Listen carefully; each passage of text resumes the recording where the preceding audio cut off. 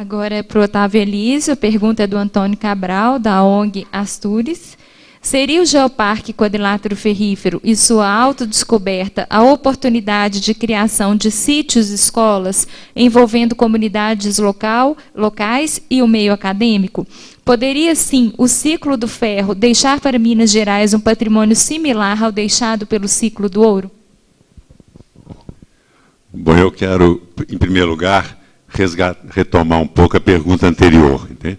Eu acho que a gente precisa ter claro que a atividade é um atrativo.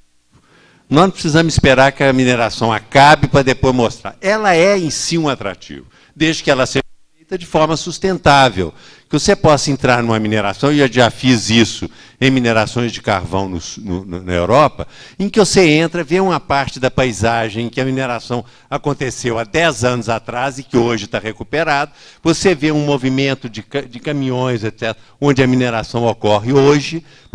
Isso é importante. Nós precisamos abrir a mineração para que ela seja também objeto da curiosidade. Esse estado chama Minas Gerais. Não é possível, eu aí peço permissão, falo assim de forma muito carinhosa com a Vale do Rio Doce, que foi objeto de luta nossa, como alguém que tem mais de 50 anos de luta pela mineração. Não é possível você não entrar numa ruína de uma mina do século XIX do Gongo Soco, quando existe do lado uma grande mineração da Vale do Rio Doce. Vamos entrar lá e vamos ver a mina a ruína do 19 e a mina hoje de minério de ferro da Vale do Rio Doce. Então o apelo é o seguinte: vamos transformar a mineração em alguma coisa do qual nos orgulhamos, como mina nossa, e eu falo aí agora como engenheiro de Minas, como patrimônio nosso econômico, eu falo como alguém que conviveu com o patrimônio cultural de uma forma muito intensa. Então, temos que mostrar a mineração que tem hoje também, como parte do nosso patrimônio, como ela existe. Isso vai certamente fazer com que caminhemos por um compromisso maior de uma mineração em termos sustentáveis. O Geoparque é, sem dúvida nenhuma, um espaço da conversa pela educação. Não é possível. Há um princípio dentro da interpretação do patrimônio cultural e que surgiu a partir do patrimônio natural, essa estratégia de interpretação, que é você parte do seguinte: você só preserva aquilo que você conhece e com que você se identifica. Então, nós temos que fazer com que a população de Minas se identifique com o que ela é e de como ela surgiu. Agora, nós temos que mostrar isso, ninguém nasce conhecendo. E é a educação que faz isso. Agora, não é só a educação na escola. É a educação da escola, mas são os meios de comunicação, é o rádio, a televisão, tudo isso mostra. Então, isso é uma oportunidade de nós voltarmos o interesse da população para uma coisa que a hora que você pega um menino e leva para conhecer essa paisagem da mineração que nós temos em Minas, não tenho nenhuma dúvida que mais do que formar futuros geólogos e engenheiros de Minas, nós estamos despertando interesse e compromisso com a preservação. Agora, eu quero fazer um apelo aqui, o seguinte: nós estamos falando em Geoparque, isso é um olhar sobre a nossa paisagem.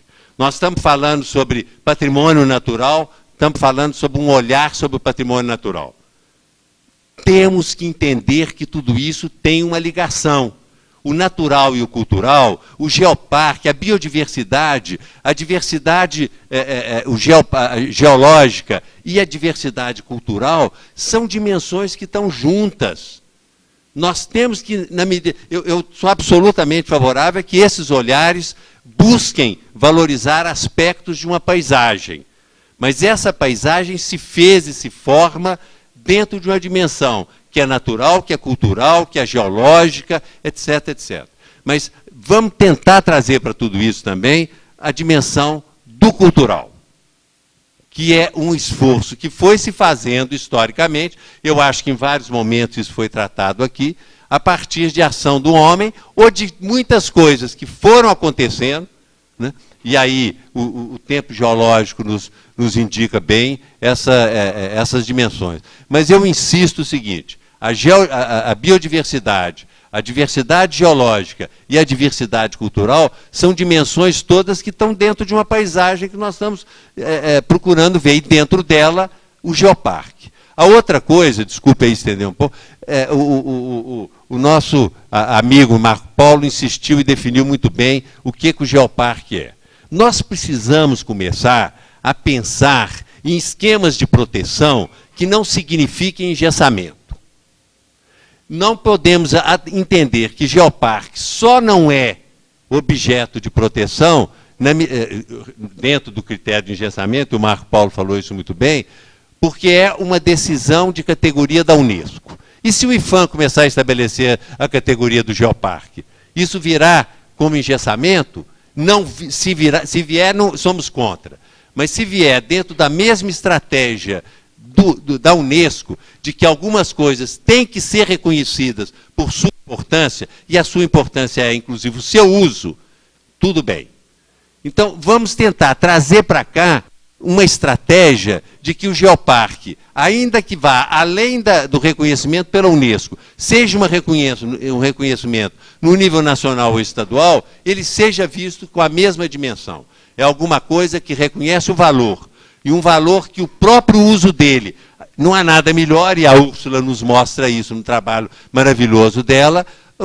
Nós pegamos as pedreiras do Cumbe, né, para nos mostrarem os estomatólitos maravilhosos que lá existem. Então, isso tem que estar junto. Portanto, o Marco Paulo falou uma coisa que é importante, mas vamos imaginar o seguinte: precisamos começar a reconhecer geoparques no nível nacional, ou no nível estadual. E isso não pode trazer para dentro dessa discussão o caráter imobilizador e engessador que, lamentavelmente, a gente implementou através do patrimônio.